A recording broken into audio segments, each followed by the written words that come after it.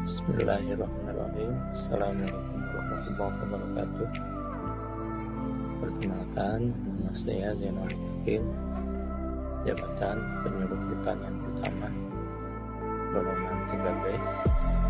Pada kesempatan hari ini saya akan memaparkan tema tentang sistem agroforestry yang merupakan budidaya tanaman ramah lingkungan. Materi ini disusun bersama dari BPP Pasirwangi, kemudian cabang Dinas Kehutanan Wilayah 5, dan Perum Perhutani PH Garut. Materi ini disusun pada tahun 2022. Baik, sebagai awalan kita saksikan bersama. Ini adalah gambaran dari peta komoditas pertanian Kecamatan Pasirwangi, yang mana merupakan kecamatan agropolitan dengan luas wilayah terdiri dari lahan hutan dan lahan pertanian. Lahan hutan sendiri terbagi dua, yakni hutan lindung dan hutan konservasi. Lahan pertanian luasnya 4.855,75 hektar, sementara luas hutan lindung adalah 1054,9 hektar dan hutan konservasi seluas 543,1 hektar. Lahan hutan terdapat pada 4 desa yang ada di Kecamatan Pasirwangi, yakni Desa Barusari, kemudian Desa Pada Awas, Desa Karamekar, dan Desa Sarimukti.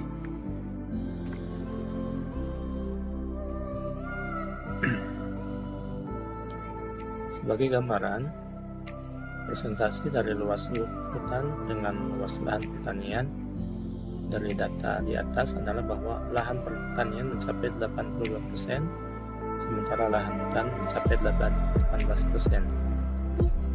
Kemudian luas lahan pertanian di Kecamatan Pasirwangi dapat kita lihat pada diagram di bawah ini, di mana dari 12 desa, maka luas lahan pertanian yang paling tinggi adalah pada Desa Pada Awas seluas 26%. Luas lahan pertanian di Desa Pada Awas ini mencapai 1.250 hektar. Kemudian luas lahan kecil adalah pada Desa Pada Asih seluas 4%. Kemudian pada grafik di samping kanan ini kita dapat menyaksikan bagaimana presentasi luas lahan hutan lindung dengan luas lahan hutan konservasi. Sebagai gambaran, pengertian dari luas hutan lindung adalah hutan bagian dari hutan produksi yang masih diperbolehkan untuk ditanami kegiatan pertanian. Sementara untuk hutan konservasi sendiri adalah hutan yang sama sekali tidak diperbolehkan dilakukan kegiatan pertanian, atau bisa disebut juga sebagai suaka marga satwa atau taman nasional.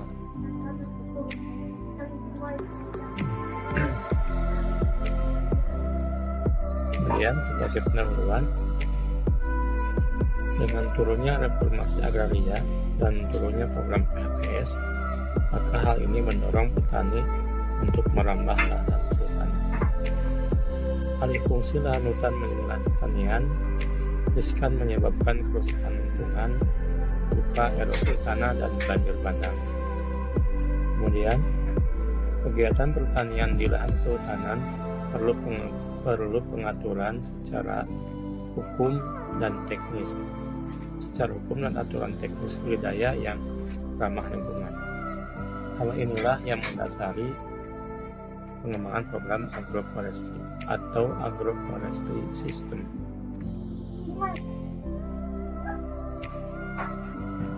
Kentang atau Solanum tuberosum merupakan komoditas hortikultura unggulan di Kecamatan Pasirwangi.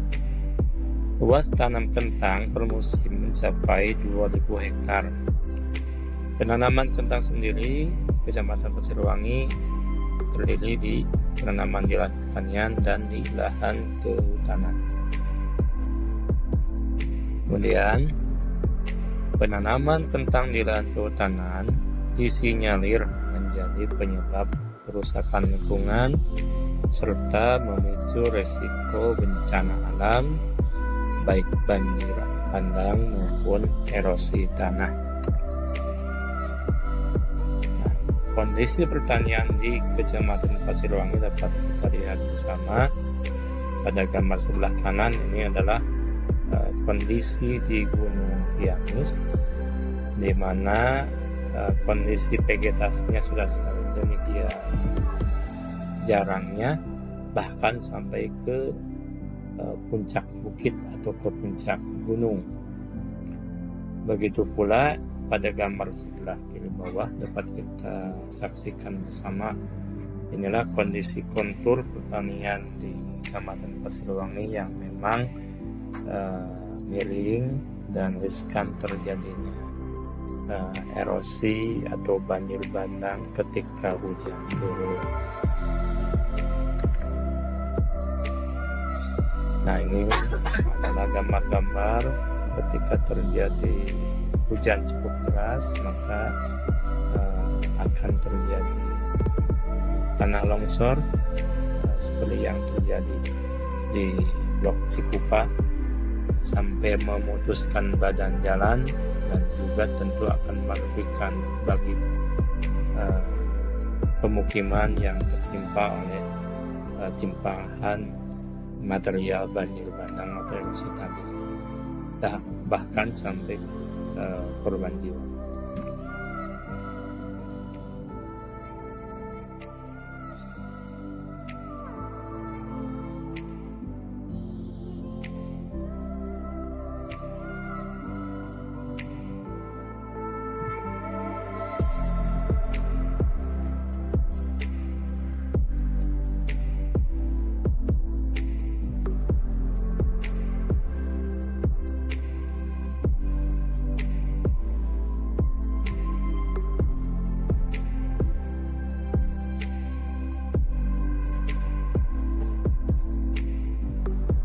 Ini adalah kondisi banjir bandang yang terjadi pada tanggal 19 November tahun 2021 setelah sehari sebelumnya terjadi hujan cukup deras sehingga terjadi lahan longsor dan memutuskan badan jalan di Blok Cikupa yang mengarah ke Kawah Darajat.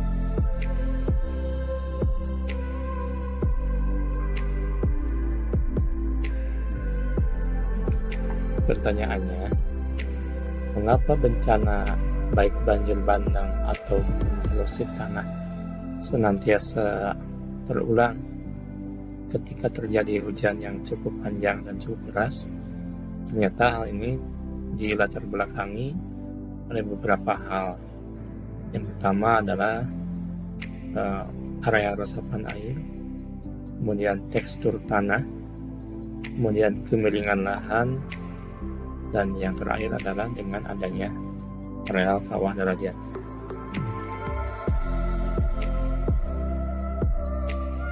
Kondisi existing sekarang, kita lihat pada citra satelit ini bagaimana areal hutan sudah sedemikian menyempitnya dibanding dengan areal pertanian yang ada. Ini adalah garis perbatasan Kabupaten Garut dengan Kabupaten Bandung, di mana zona hutannya sudah sedemikian tipisnya karena alih fungsi lahan-lahan hutan menjadi areal pertanian. Sehingga kalau kita menyaksikan citra ini, maka tentu saja luas komposisi lahan hutan sudah kurang dari yang semestinya.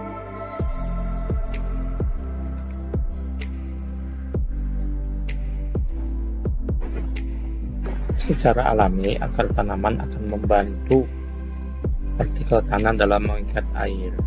Artinya semakin dalam dan semakin dalam, semakin panjang akar tanaman, maka akan semakin luas zona tanah yang terikat dan terlindungi oleh akar tanaman, sehingga ketika turun hujan air akan terikat.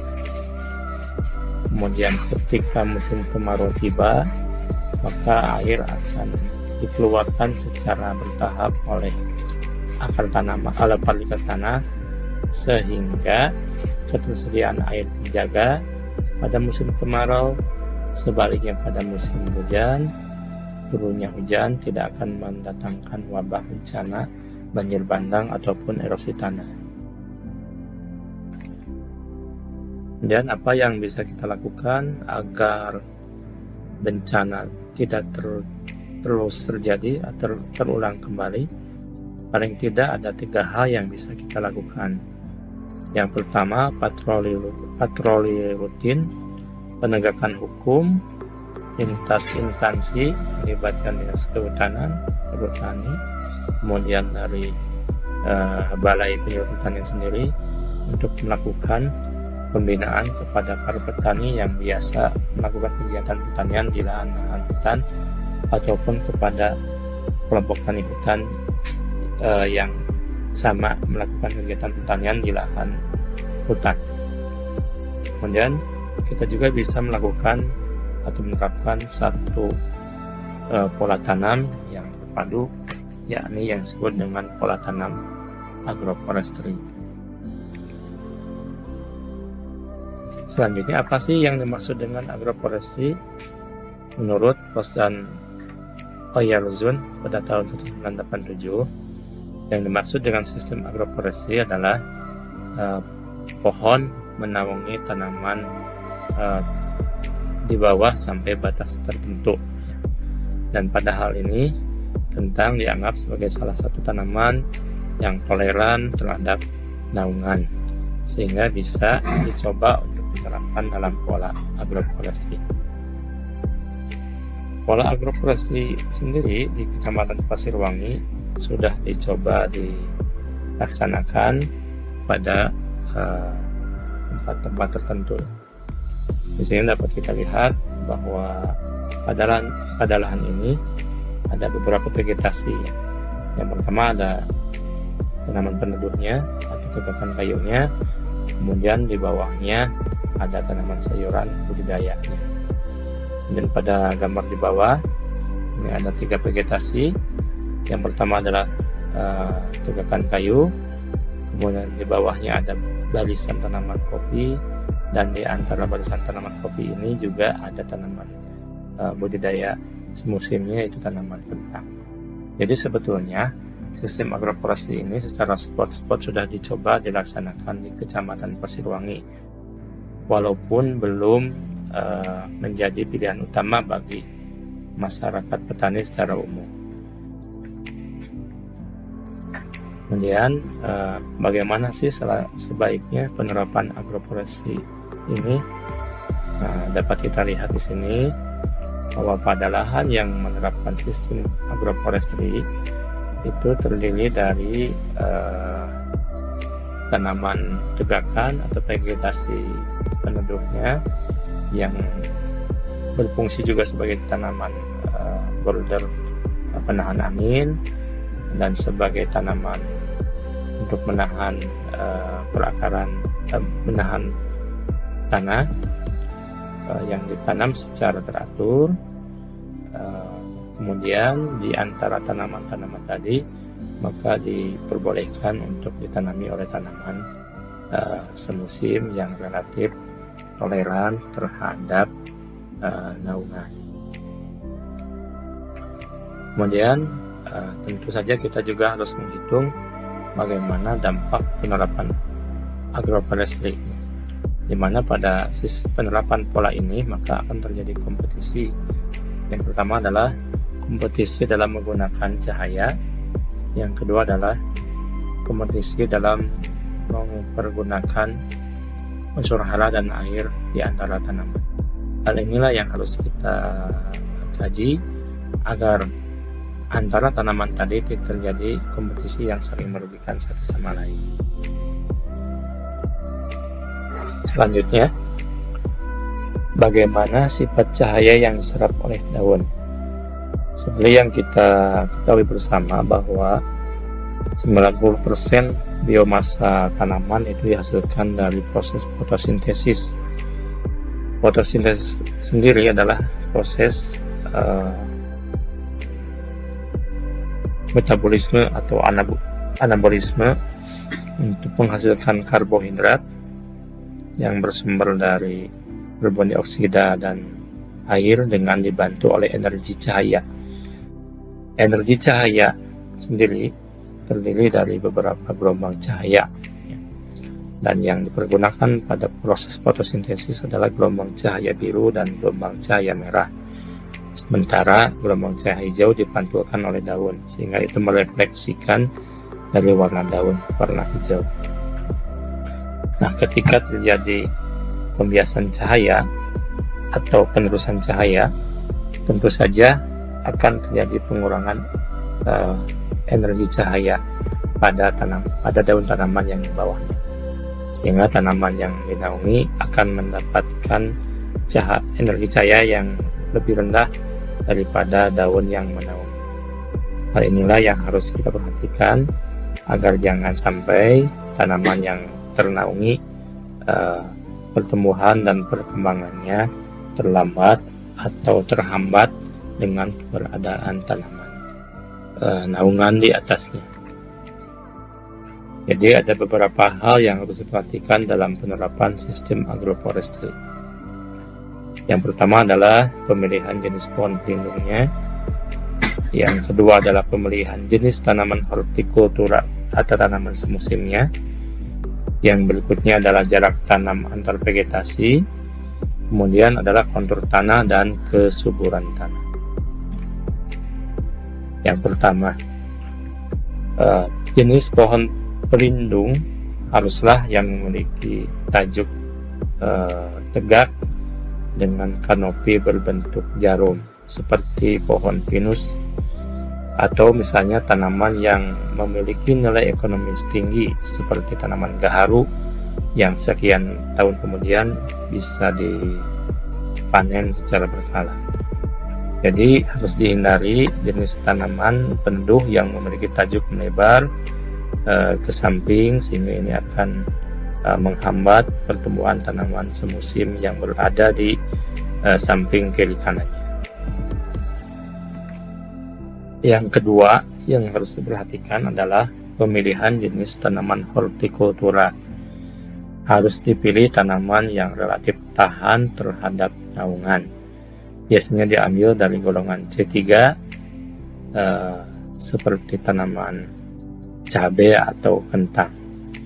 Tentu saja tanaman yang di bawah naungan produksinya dan produktivitasnya mungkin akan sedikit berkurang apabila dibanding dengan tanpa naungan, tetapi paling tidak tanaman ini masih bisa menghasilkan sementara lingkungan masih tetap terjaga. Kemudian yang perlu diperhatikan adalah jarak tanam antar vegetasi. Hal ini akan berdampak pada berkurangnya populasi tanaman persatuan luas lahan, baik populasi tanaman peneduhnya, begitu pula populasi tanaman semusimnya. Tentu ini akan berbeda apabila dengan pola tanam monokultur. Tapi sekali lagi di sini ditekankan bahwa tujuan kita tidak hanya dari sisi produksi saja, tetapi juga sisi kelestarian lingkungan, sisi keterjagaan air, tanah, dan lingkungan yang alami. Kemudian faktor berikutnya yang harus kita perhatikan adalah kontur tanah dan kesuburan tanah. pada lahan datar ini tanaman semuanya bisa diperbanyak, populasinya bisa ditambah. Sementara pada lahan miring sebaliknya yang harus diperbanyak adalah tanaman peneduhnya atau pohon tegakannya, sehingga mengurangi dampak kerusakan lingkungan. Kemudian kalau dari sisi kesuburan tanah, pada tanah yang relatif subur maka tanaman semusimnya bisa diperbanyak, sementara pada lahan-lahan yang marginal atau kurang subur maka yang seharusnya diperbanyak adalah tanaman peneduhnya. Kemudian manfaat dari penerapan sistem agroforestry ada 3 hal. Yang pertama adalah menjaga kualitas air, kesuburan tanah, dan ketersediaan oksigen. Yang kedua adalah menjaga habitat alami bagi flora dan fauna, dan yang terakhir dengan pola ini diharapkan juga akan meningkatkan pendapatan bagi para petani yang biasa melakukan usahanya di lahan hutan. Demikian yang bisa saya sampaikan terkait tema agroforestry ini. Apresiasi yang sebesar-besarnya disampaikan kepada semua pihak yang telah mendukung program peningkatan kesejahteraan petani dengan tetap menjaga kelestarian lingkungan. Sekian, terima kasih. Assalamualaikum warahmatullahi wabarakatuh.